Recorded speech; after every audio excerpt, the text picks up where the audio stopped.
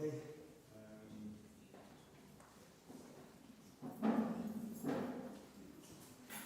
Dwi'n gwybod bod ni'n ysgol un teulu arall, dwi'n dod o'n teulu.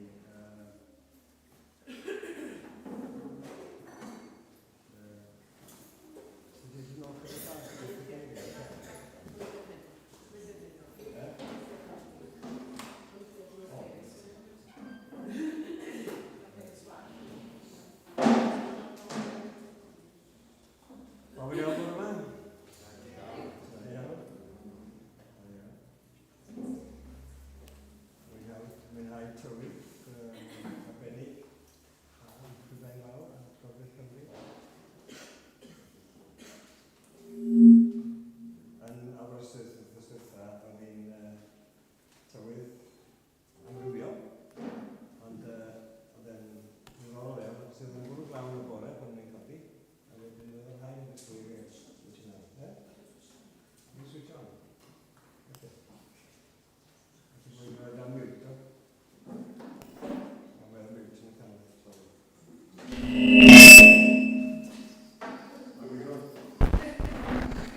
Dwi'n iawn? Okay.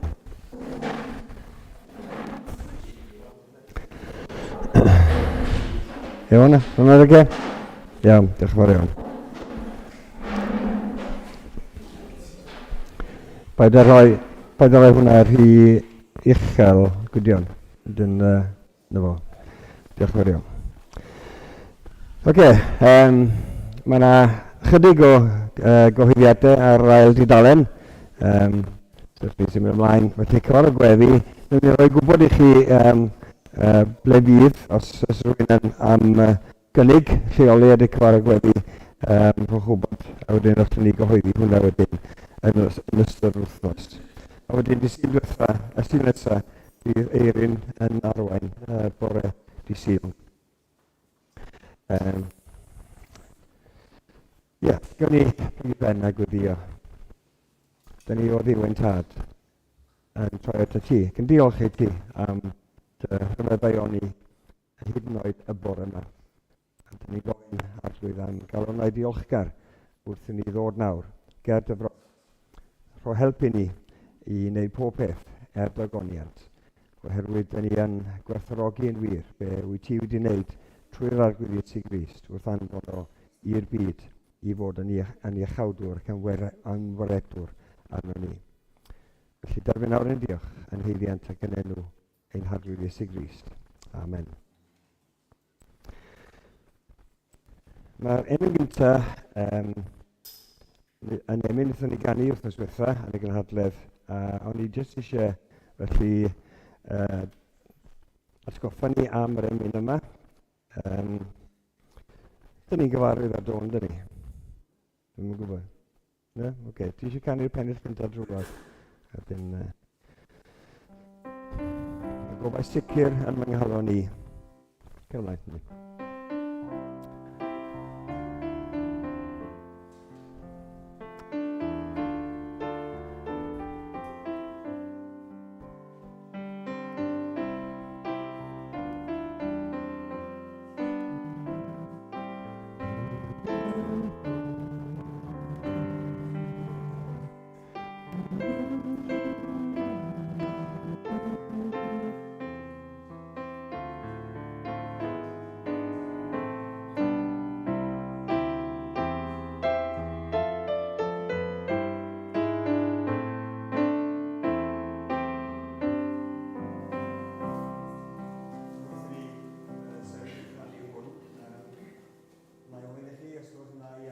Traed ewn ni ymlaen i ganu ymyn arall wedyn ar ôl hon.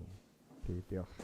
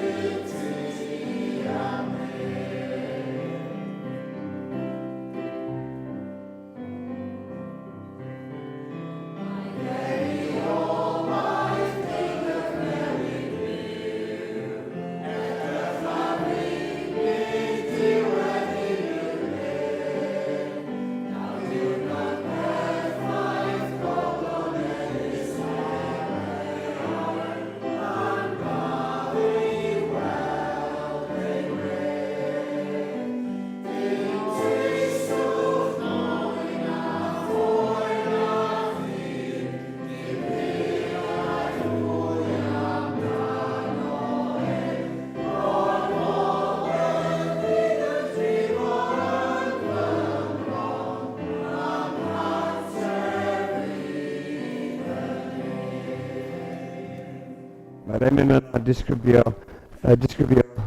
gobaith rhyfedd i fi. A mae'r emyn nesaf jyst yn atgoffa ni ymhwy.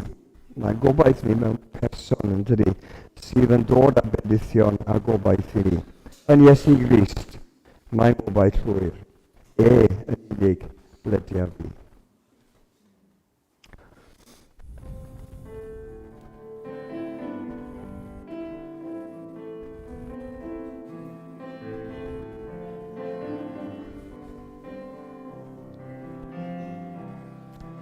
Mae'n gwrth i Grist, mae'n o.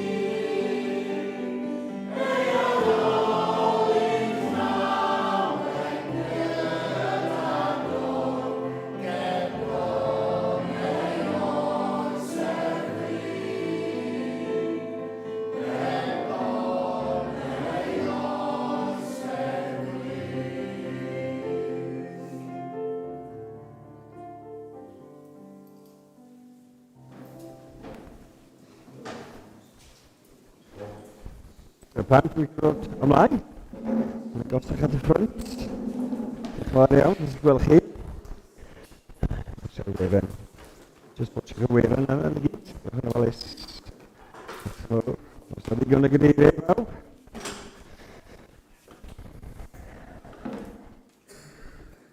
Ania, gafel ar cadau tu ôl i chi fyna. Tydig ymlaen wrth, tydig yn ers os eisiau. Rydw. Mi fyddwch chi yn dod yn hollol ymwybodol bod fy mod i ddim yn sicr iawn o'r wyddor Gymraeg. Achos nes i ablin allan yn hyn. Anghofio amdano fo. Dyma'r wyddor Gymraeg de. Da chi'n gweld sawl llythyren sydd yn wyddor? Wel, mae'n 29. Yn debyg mae J yn hyn yn cael ei gynnwys hefyd, ond yn rhai lluniau dydy J ddim yn cael ei gynnwys. Oce, dwi eisiau chi i ddewis dewis llythyren, i weithio allan pa air dwi yn meddwl amdano fo y bore yma. Mae gennych chi ddeudder tro yn hyn. Bob tro ydych chi'n dewis llythyren, a bod chi ddim yn gesio fo, dwi'n mynd i roi marc bach coch yn hyn. Ac os dyn ni'n rhaid bron y celch, byddwch chi ddim wedi gael. So, 5 llythyren sydd yn y gael, yn amlwg. Reit e. Dwi eisiau dewis gynta. Dewis pa llythyren dwi eisiau. A. So, dyn ni dewis A. Sorry. Dydy A ddim yn efo. Pwy arall? D. Da. Jadi dewis da. Da iawn, mae dy yno fo.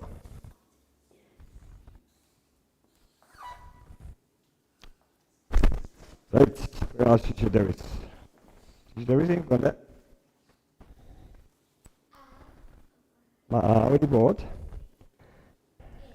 E. Reit, na, sori. Da ni'n dechrau mynd rownd y gylch. Rwy'n arall sy'n dewis llythyren? R. Sori. Dim R yno fo. Come on, brains. Da chi'n gorfod dylio'ch brains. Mae'n chi'n mynd i'r nôl i'r ysgol. Un o'r gennym eisiau dewis. Gwrande. P. Ie? P. Sori. Da ni bron chwarter yn gylch. Daniel, ti eisiau dewis e? Llythyren? O! Wel, dewis da, de. Achos mae'n o yno fo.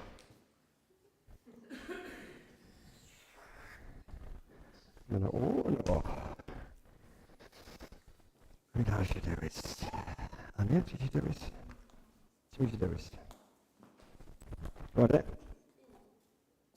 I. I. Ie, am uwd. Ie? Ie? Uwd. Oce. Sorry. Yep. I. Da iawn. I. Dyma I. Rhaid yn dewis I. A mae yna I yn y gair.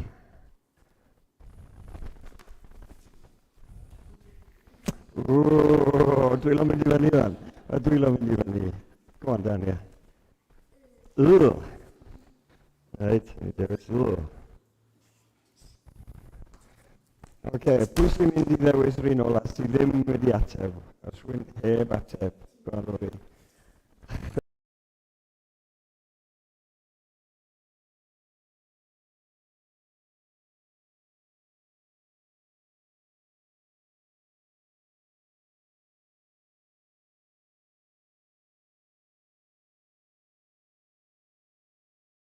A dwi eisiau chi ddeud fi,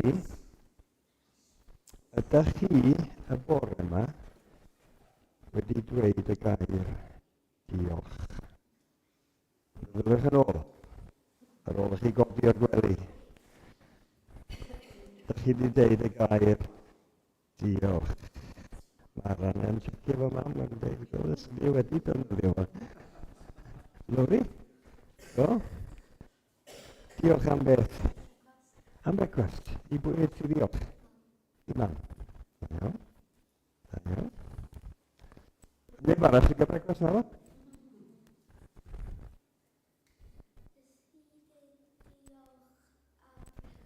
Nes ti dweud diolch am brecwast? Wel, da iawn chdi. Bydd da iawn gan bod ti'n byw yn yr un tŷ, bod chi wedi cael brecwast hefyd. Rwy'n arall wedi dweud diolch bore yma? Mae'n cofio. Ydych chi wedi cael rhywbeth bore yma? Ar wahân i brecwast? Be?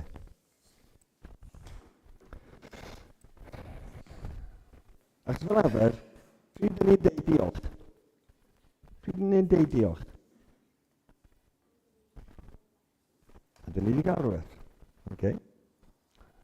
So, ydych chi ar wahân i brecwast, ydych chi wedi deud diolch am rhywbeth bore yma?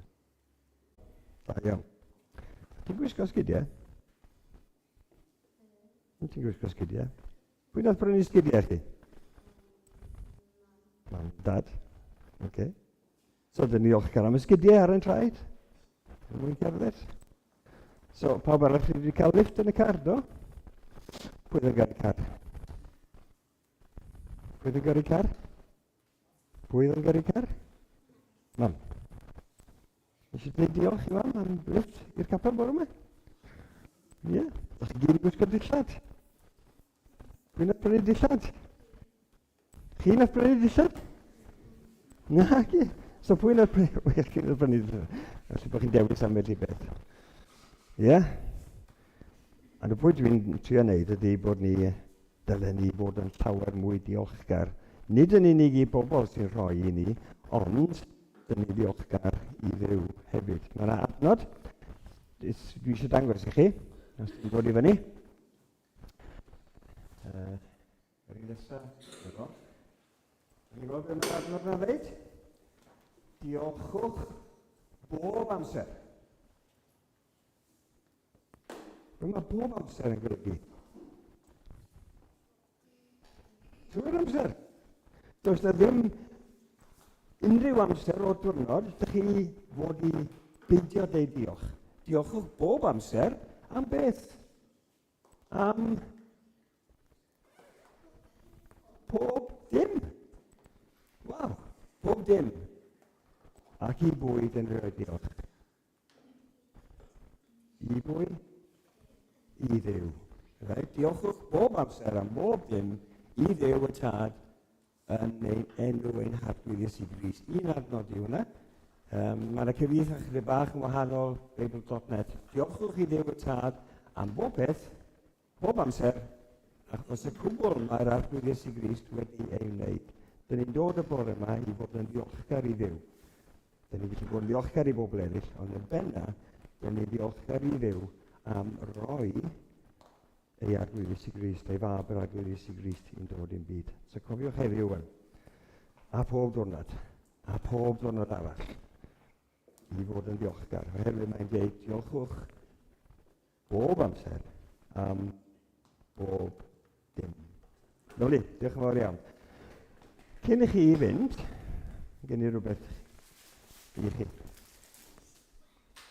Dwi'n gwybod bod Rodri wrth ysgriffa wedi rhoi rhyw pethau sir. Ond dim ond un peth i si glywed o'r cefn, achos yn eistedd yn y cefn, ydy, nid gymaint diolch, ond tydi hwn ddim yn sir iawn.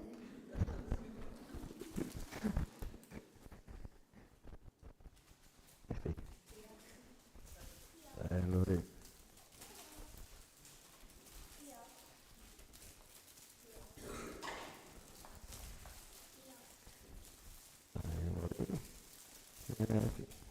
Sy'n nhw'n eich i fwyta nhw rwan, a chi cadw nhw tan bellach ymlaen. A diolch i chi am ddeud diolch. Ydy, chi'n mynd yn ôl eich credu. Diolch mor iawn.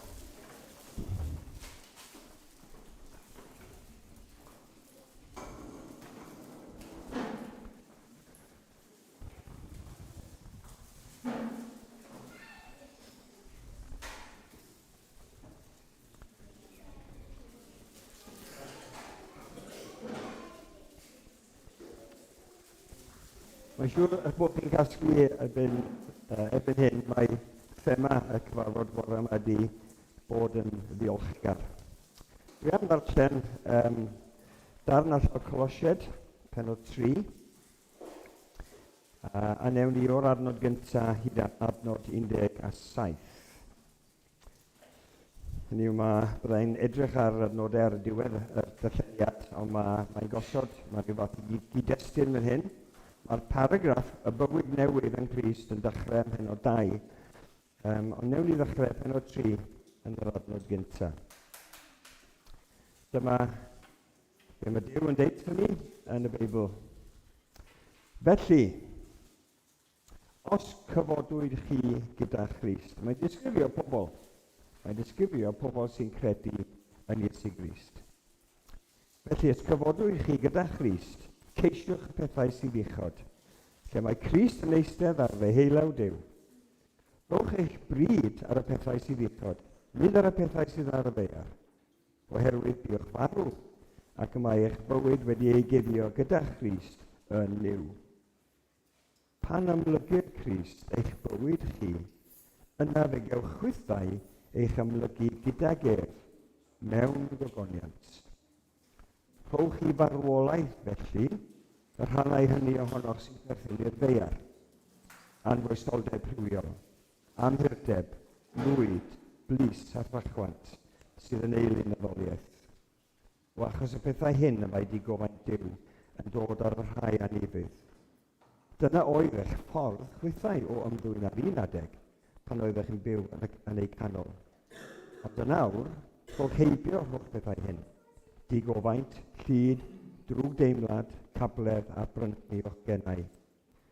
Peidiwch â deud celwydd wrth eich gilydd, gan eich bod wedi diosg yr hen naturddynol ynghyd â'i gweithredoedd, ac wedi gwisgo'n danawch y naturddynol newydd sy'n cael ei hadnewyddu mewn gwybodaeth ar felw eich creawdwr. Nid oes yma rhagor rhwng Groegiaid ac Iddewon, enweidiad a di-enweidiad, barbariad, sgithiad, caeth, rhydd, ond Crist yw pob peth, a Crist sydd ym mhob peth.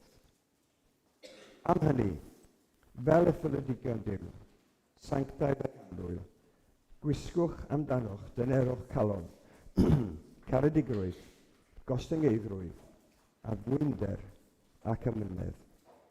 Goddefwch eich gilydd a myddeiwch eich gilydd os bydd gan rhywun gwyn yn erbyn rhywun arall, fel y myddeiwch yr arglwydd i chi.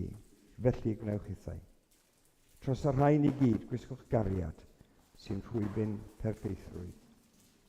Bydde di dangnefedd Crist lywodraethu yn eich colonnau. I hyn y cawswch eich galw, yn un corff, a byddwch ddiolchgar. Bydde di air Crist breswylio ynoch yn ei gyfoeth. Dysgwch a rybyddiwch eich gilydd gyda phob doethineb. A chalonnau diolchgar, canwch i ddew, salmau ac ymynau a chaniadau ysbrydol.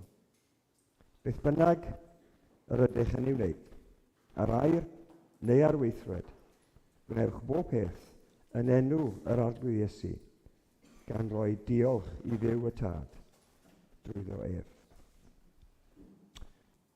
Bendith y Duw i air i ni y bore yma. Rwy'n i weddio gyda'n gilydd.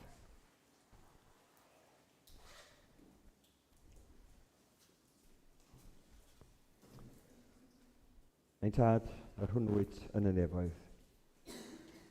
Dyn ni'n rhoi ein diolch nawr i ti y bore yma am dyfendithion. Bob un ohono ni, mae'n siŵr, wedi cael brecwast. A dyn ni yn ddiolchgar am y pethau materol sydd yn rhan am bywyd ni o ddydd i ddydd. Bob un ohono ni yn byw yn y byd rhyfeddol hwn, sydd ar greadigaeth mor brydferth o'n gwmpas ni. Ac am hynny, dyn ni roi diolch i ti. Yr un sydd wedi creu y byd, ac yr un sydd wedi ein creu ni hefyd. Dyn ni'n diolch i ti o Dduw. Mae yma, dyn ni'n gallu dod y bore yma. A naddoliad am diolch i Dduw mor rhyfeddol a mawr. O Dduw ein Tad, dyn ni'n diolch i ti am yr wythnos sydd wedi bod a pob canhaliaeth sydd wedi bod yn rhan yn bywyd dyn ni, dyfendithion i ni o ddydd i ddydd. Diolch am bendithion ysbrydol. Nifer ohonyn ni wedi bod i'r gynhadledd ac yn diolch i ti Arglwydd am gyhoeddi y gair a fydd yna o ddwrnod i ddwrnod. Ond dyn ni'n gwybod Arglwydd bod bendithion ysbrydol, nid yn unig yn dod trwy bod mewn gynhadledd. Ond mae'n modd bob dydd i ddod i dy bresenoldeb di, i ddarllen y geiriau o dy air di, ac i siarad efo ti. A dyn ni Arglwydd yn rhoi ein diolch bod hyn yn bosib oherwydd yr Arglwydd Iesu Grist sydd wedi'n dod i'n byd ni, i faddau'n pechod ni, ac i'n gwneud y ffordd yn glir nawr i ddod i bresenoldeb Duw. Bod ni'n dod fel o Derek sôn yr wythnos diwethaf yn y cyfarfod gweddi, bod ni'n dod braich yn braich i bresenoldeb Duw y Tad gyda'r Arglwydd Iesu Grist. Felly, dyn ni'n dymuno Arglwydd dyfendith arno ni y bore yma. Ti'n Dduw sydd yn dymuno yn dda i ni, ac yn dyn ni yn cyflwyno ein hunain i ti. Cofia am y nifer sydd i ffwrdd ar wyliau gwahanol, mewn llefydd gwahanol. Dyn ni'n dymuno dyfendith arnyn nhw ysgol i fod yn dda. Hefyd, Arglwydd, dyn ni'n cofio am rai sydd yn ein plith ni yn profi bywyd yn anodd, A dyn ni'n ymwybodol arglwydd bod yr hen fydd yma ddim yn cael effaith da arno ni. Bod effaith y cwymp yn amlwg ac yn dod yn mwy amlwg weithiau wrth i ni fynd yn hun. Felly dyn ni'n gweddio am dygosrwydd i bob un ohono ni sydd yn angen yr agosrwydd yn anarbennig y bore yma a heddiw.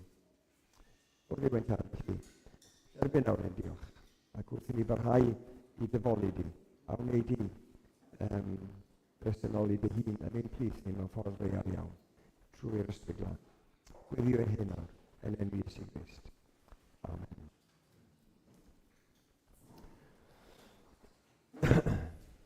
Ann, so di'n rhoi chydig bach o ddŵr i fi. Diolch yn fawr. Dynian, gan i gyda'n gilydd, un emyn byr iawn, ond mi nhw'n ei ganiad ddwywaith beth bynnag. Dyna'r cyfarwyddiadau sydd yn y llyfr i ni ganu. A mae'n emyn syml iawn. Fel ni'n deud wrth y plant, dyn ni'n diolch, ond i bwy, un Duw, roedd o'n diolch lan. I Dduw, canwn newydd gan. Un Duw, am iddo roddi Iesu Grist ei bardd. Yn awr medd y gwan, yr wyf yn gryf, medd y tlawd cyfoethog wyf. Oherwydd beth a wnaeth yn niw dros y wyf. Diolch.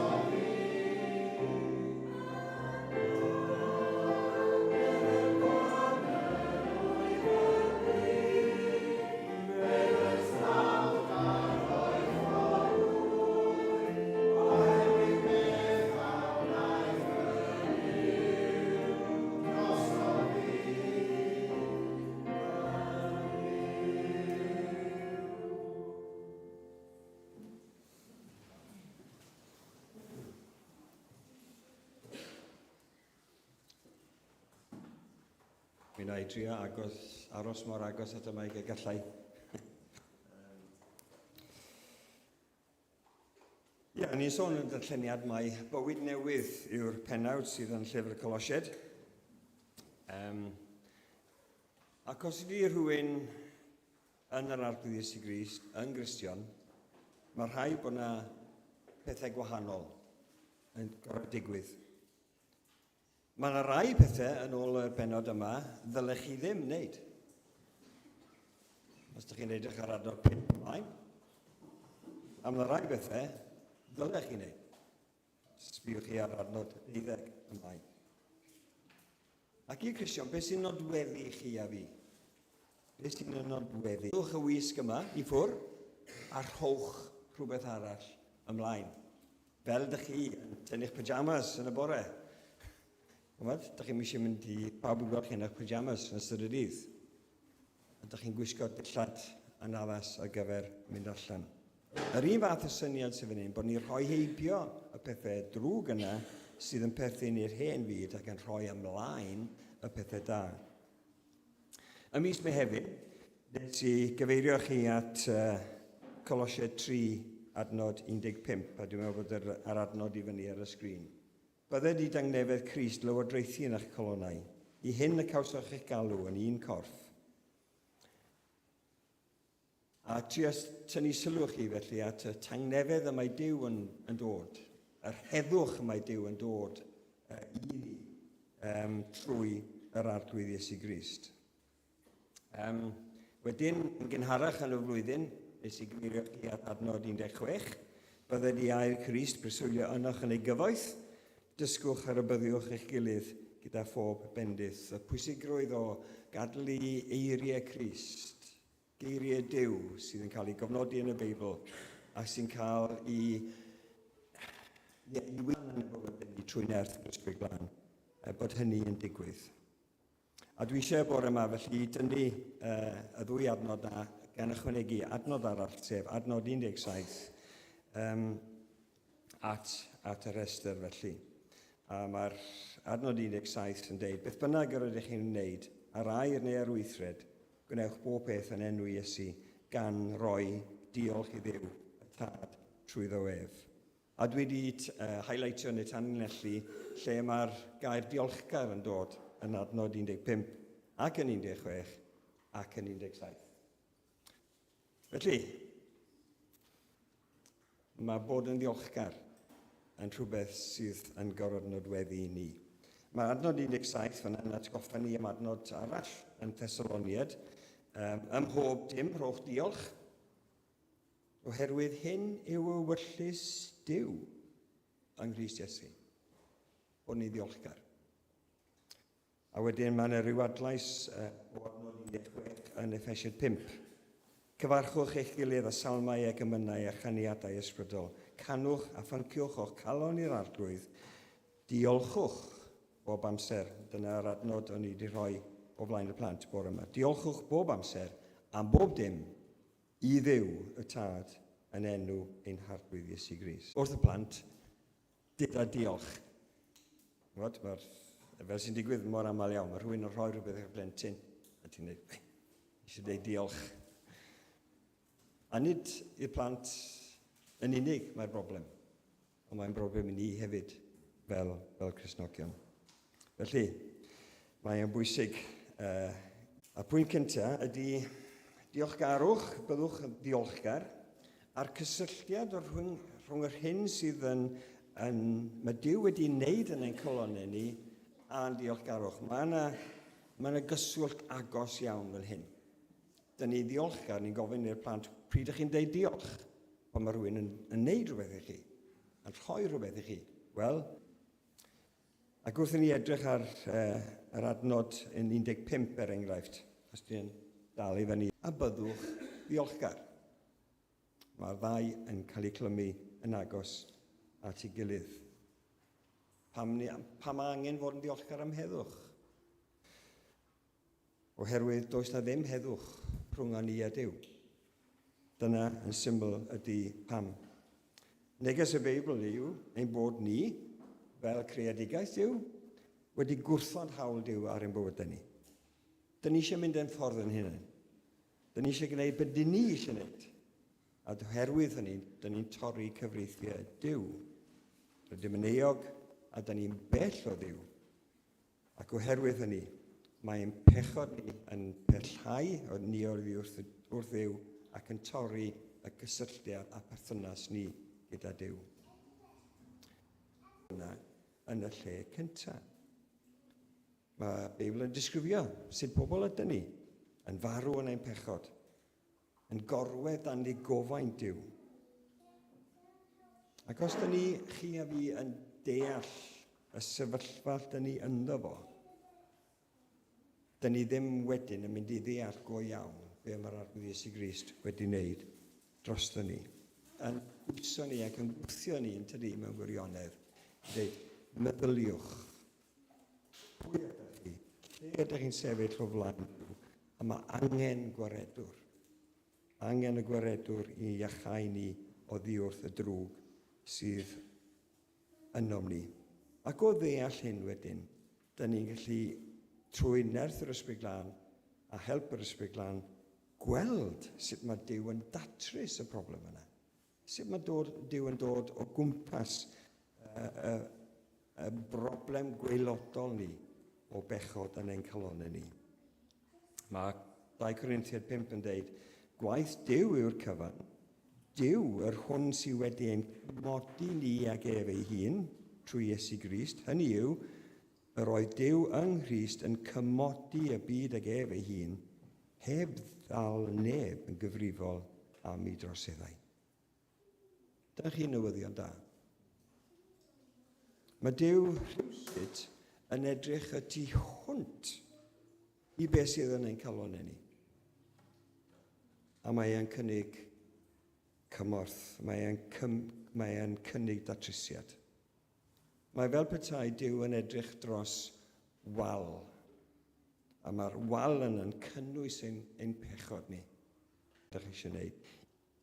A doedd hynny ddim yn beth hawdd i Dduw i wneud. Na'r arglwydd Iesu Grist chwaith. Ni wedi clywed o'r wythnos diwetha bod yr arglwydd Iesu Grist wedi cael ei ogoneddu oherwydd bod e'n mynd i farw dros ein pechod ni. A da ni'n ddiolchgar am hynny. Mae Nancy Demos yn ei llyfr Choose Gratitude, felly bod nifer ohonoch chi efo'r llyfr yma ar eich silffoedd rhywle. Yn blaen Duw, bod ni'n euog, ond mae gras Duw yn dod yn ni guilt, grace, gratitude.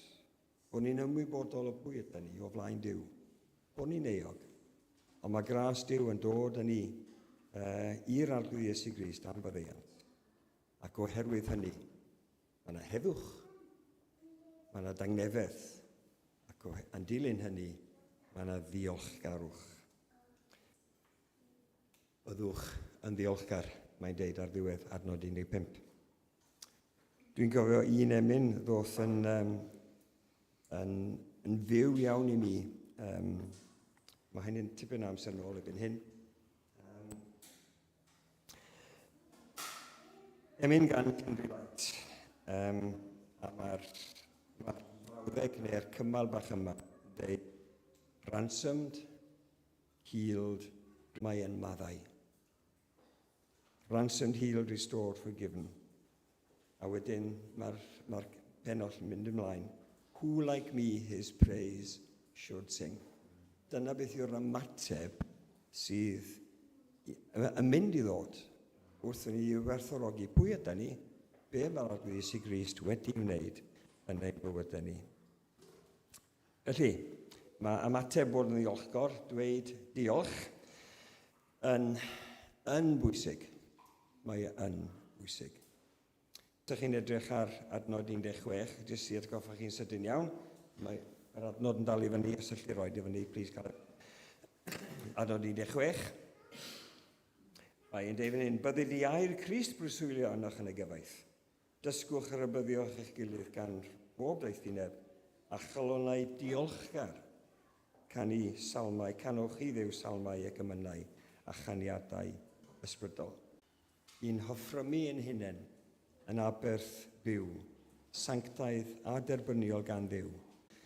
I Dduw, ond ein haddoliad i ni, diolch ni am be mae'r arglwydd Iesu Grist wedi i'w wneud.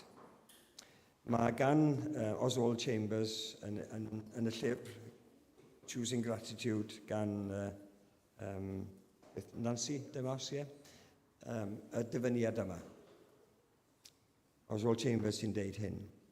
The thing that awakens the deepest welling is that God has forgiven sin. Mi ddylen ni bod yn llawn, bod yn ddiolchgar i Dduw. Nid yn unig bod arglwydd Iesu Grist wedi cael ei yrru i fod yn iachawdwr byd ac i faddau pechod, ond bod e'n maddau ym pechod i, a bod eich maddau eich pechod chi. Felly, dyna'r pwynt cyntaf. Mae yna gysylltiad agos yn does rhwng be mae Duw wedi wneud. Mae hwnna'n arwain at ein diolchgarwch ni. Yr ail sylw ydy, byddwch chi ddiolchgar. Mae bod yn ddiolchgar yn nodwedd cyson ohono ni. Mi ddyle fo fod ac o'n bywyd a'n hymddygiad ni. Chydig ar nodau Crist. Dych chi wedi rhoi heibio y pethau drwg yn y perthyn i'r byd a'n bywyd ni cyn hynny, a bod chi rwan yn gwisgo, bod chi'n rhoi i farwolaeth rhai pethau, dych chi'n gwisgo pethau eraill. Tydy o ddim yn neud dim synwyr o gwbl na ti. O ddod yn Cristion bod na ddim byd yn newid. Dwi wedi sôn hynny yn blaen, bod na ddim byd yn newid. O fod yn Crist, penderfynwch wneud hyn. Achos mae Paul yn gofyn i ni wneud rhowch heibio, a mae'n gofyn i ni wisgo. Mae hefyd yn gofyn i ni fod yn ddiolchgar. Tynnu i ffwrdd un wisg a rhoi gwisg arall newid. Felly o ddod yn ddilynwr tîm pel droed Lerpwl, rhowch heibio hen Gris Everton. Neu ffordd arall o gwmpas, neu unrhyw dîm arall ydych chi yn sôn amdano fo. Mae hwn yn wir, tydi. Os dyn ni'n Gristnogion, dyn ni'n cynrychioli'r arglwydd Iesu Grist. Dyn ni'n tystio dros yr arglwydd Iesu Grist, a mae diolchgarwch yn rhan o'r bywyd yna. Felly, byddwch ddiolchgar. Mae'n lifestyle choice. Dyna be mae'r llyfr yma yn deud. A dim ond i ni feddwl be mae'r arglwydd Iesu Grist wedi wneud yn ein bywydau ni. Be mae wedi wneud dod â ni berthynas â Duw. Dyn ni rwan yn diogel yn yr arglwydd Iesu Grist. Dyn ni yng Nghrist. Dwi wedi mynd lot rhy hen i reidio mewn roller coaster. Felly bod rhai ohonych chi rhai iau.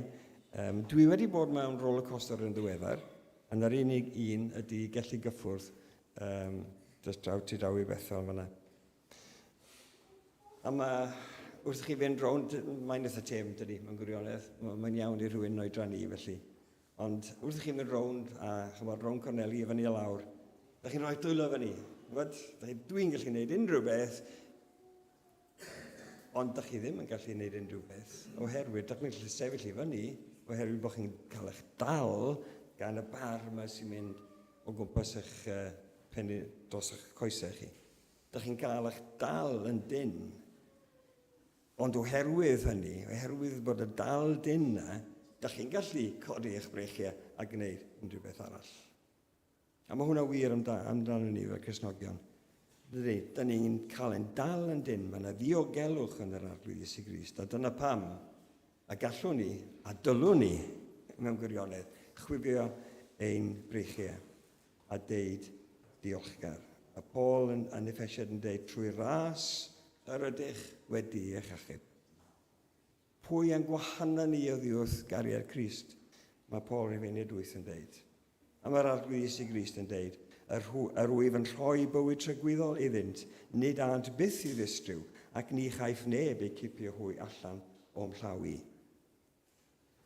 Dydw ni diolch. Diolch. Oherwydd y cydernid yma, oherwydd yr iechydwriaeth, allwn ni godi dwylo, ac allwn ni chwifio a dangos i bawb bod ni, felly, yn byw bywyd yng Nghrist, oherwydd y cydernid yna sydd yn dal ni'n dyn. Mae'r emyn gan Spafford yn does, fy mhechod, dwi'n lloni wrth feddwl am hyn. Dwi wastad yn meddwl bod yr bit bach nesaf yn ei bach yn ryfedd, achos mae'n meddwl am pechod, ond dydy ddim yn meddwl am pechod. Fy mhechod, fe'i cymrodd at fryn Calfari, fe hoeliodd i'w groes, rhyddhaodd fy maich, mola ddiw, fe na'i di. Dyna'r anogaeth i ni'n i fod yn ddiolchgar. A tydi e ddim yn hawdd. Tydi e ddim yn hawdd. Yr anogaeth, beth yw'r reality? Ydyn ni'n ddiolchgar bob amser? Bydd rhywun yn dod wrth fi ar y diwedd siŵr o fod. Wel, gallwch chi ddim fod yn ddiolchgar bob amser. Wel, dwi'n meddwl gallwch chi fod. Allwch chi ddim fod yn llawen bob amser o bosib, oherwydd bod sefyllfa yn effeithio ni, ond mi allwn ni fod yn ddiolchgar am bob beth. Beth oedd reality pobl ddiw yn yr Hen Testament? Achos oedd beth yn cael ei sgwennu at yr Hen Testament, pobl at yr Hen Testament, pobl ddiw oedd cofia. Deuteronomy 5. Cofia ti fod yn geithwas yng Ngwlad yr Aifft. Yn pennod 7. Daliwch i gofio yr hyn a wnaeth yr arglwydd eich Dduw i Pharo yn yr Aifft. Pennod 8. Cofiwch yr holl ffordd yn bellach ymlaen. Cofiwch yr arglwydd. Yn Joshua 4, mae Duw yn deud wrth Joshua i osod 12 carreg fel colofn. Pam? Felly y bydd y meini hyn yn gofeb i'r Israeliad hyd byth mwyn cofio. Dyna beth oedd yr anogaeth i Dduw i'w bobl yn yr Hen Testament. Cofiwch be mae Duw wedi wneud. Ond beth oedd hanes? Beth oedd yr hanes? Deuteronomy 32. Anghofiaist y graig a'r genhedloedd, a gollwng dros gof y Duw a ddaeth y thi i'r byd. Ethon nhw anghofio. Psalm 78 yn deud, am iddynt anghofio ei weithredoedd. Psalm 106 yn deud, yr oeddent wedi anghofio Duw ei gwaredydd a oedd wedi gwneud y pethau mawrion yn yr Aifft. Os nad ydyn ni'n ddiolchgar, os nad ydyn ni bod yn rhoi diolch i Dduw, beth mewn gwirionedd ydyn ni'n neud? Ydyn ni bod yn anddiolchgar. Os nad ydyn ni'n cofio am be mae'r arglwydd Iesu Grist wedi wneud droson ni, ydyn ni'n mynd i anghofio. Ac oherwydd hynny, peidio bod yn ddiolchgar. Ydyn ni'n byw mewn brwydr, ydyn ni. Ydyn ni mewn brwydr. Mae Effesiad 2 yn disgrifio sut oedden ni. Os ewch chi adre a darllen Effesiad 2, adnod 2-3. Yr oeddech chi'n byw yn ôl ffordd y byd hwn, mewn i fudod i dywysog galluoedd yr awyr, yn byw yn ôl eich chwantau dynol ac yn porthi dymuniadau'r cnawd a'r synhwyrau. Dyma sut fath o bobl oeddech chi. A dyna nawr, ydych chi'n wahanol.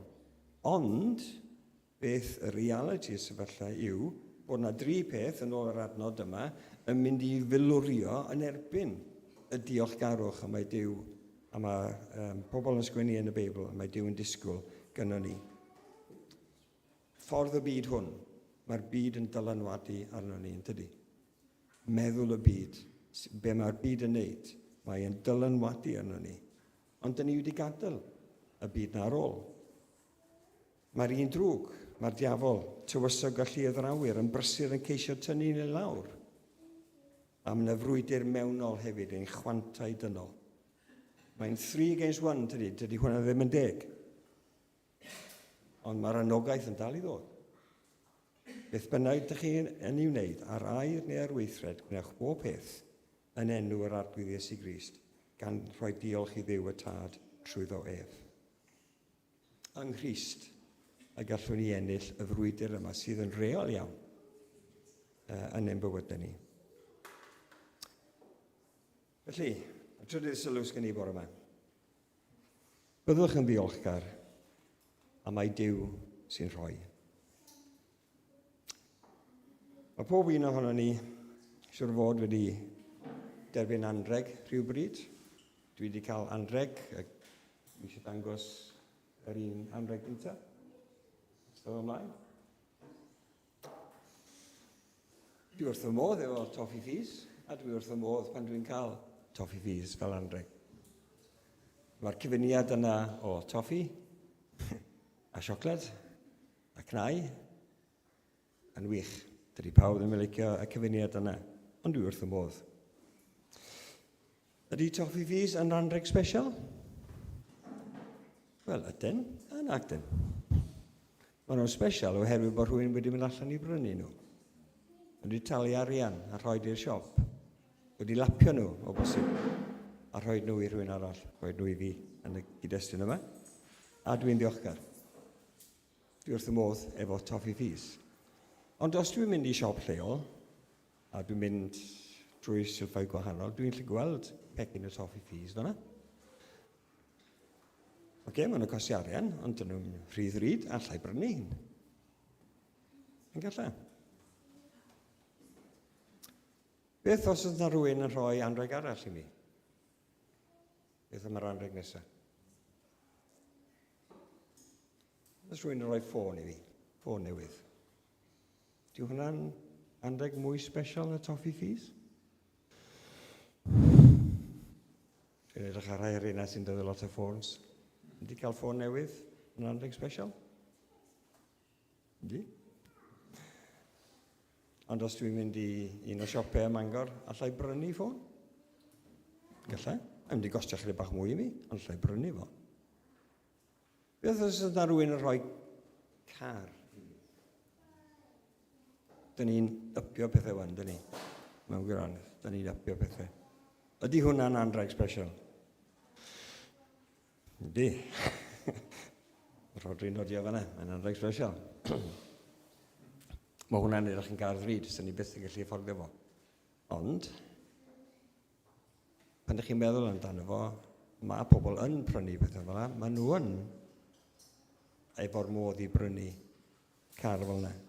Ydy yn anreg special pan mae rhywun yn rhoi o i chi? Ydy. Mae wedi costio lot i rhywun i wneud o. Beth am os oes rhywun yn prynu tŷ i chi? Tŷ newydd. Ydy yn anreg special? Ydy mae o. Ond, pob ohono ni yn byw mewn tŷ, a dyn ni wedi gorfod prynu tŷ.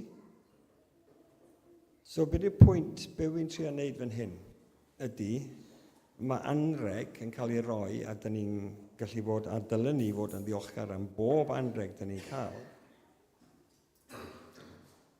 Beth yw'r anreg gorau fedrwch chi gael? Hwnnw ydy'r anreg allwch chi fyth ei brynu fo eich hunan. Allwch chi byth ei brynu fo eich hunan. A dyna pam dyn ni'n troi at Duw, achos mae Duw yn rhoi i ni rhywbeth allwn ni byth mwy gyrraedd o na'i chael o.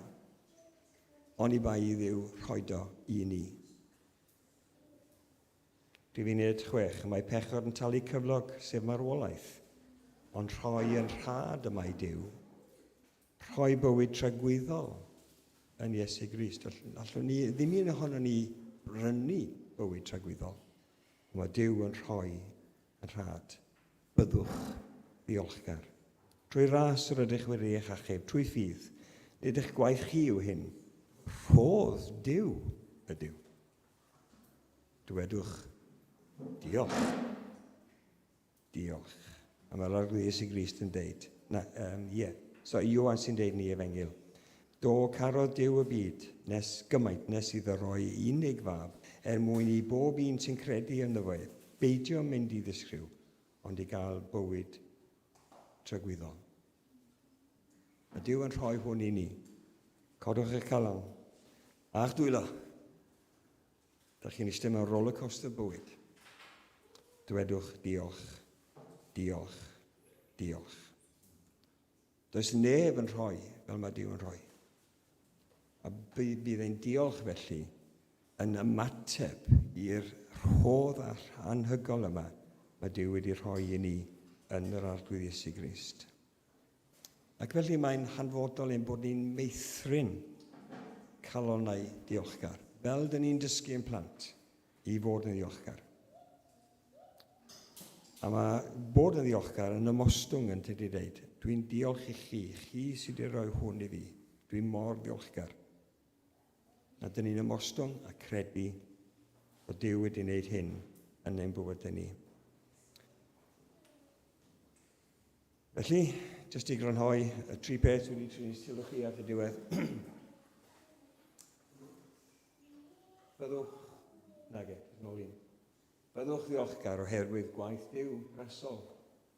Mae wedi wneud hynny, dod â ni heddwch, gair Duw yn ein calonau ni. Byddwch ddiolchgar i feithrin y diolchgarwch yma yn ein bywydau o ddydd i ddiolch. A wedyn byddwch ddiolchgar am mai dim ond Duw sy'n gallu rhoi i ni y bywyd tragwyddol sy'n cael ei addo i ni yn yr arglwydd Iesu Grist. Molwch yr arglwydd, meddai Salmydd 106. Diolchwch i'r arglwydd oherwydd da yw ac y mae ei gariad hyd byth. Dwi wedi dewis emyn gan Ann Griffiths i ganu i orffen. Rhyfedd gan ynghylion, rhyfeddod mawr yng ngolwg ffydd. Mae yna lot o benillion yn yr emyn yma. Dwi wedi dewis 4 ar gyfer ni y bore yma. Y trydydd bennill, diolch byth a 100,000 diolch. Os ydych chi'n dechrau cyfri heddiw, dwi wedi deall unwaith, ydych chi'n cario ymlaen 10,000 o weithiau. Hwna'n tipyn y gam tydi. Diolch a 100,000 diolch. Diolch tra bod ynof chwith am fod gwrthrych i'w addoli a ffestyn can i bara byth. Diolch.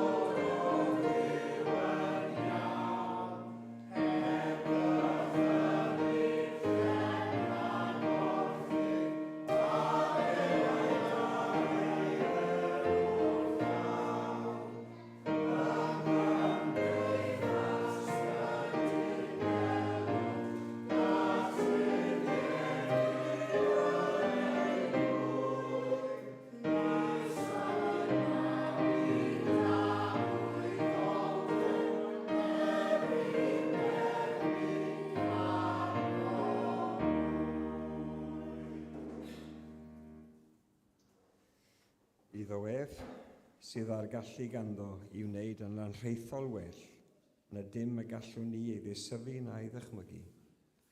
Trwy'r gallu sydd ar waith yn ni, iddo ef y bor gogoniant, ac yn yr eglwys, ac yng Nghrist Iesu, o genhedloedd i genhedloedd, byth bythoedd.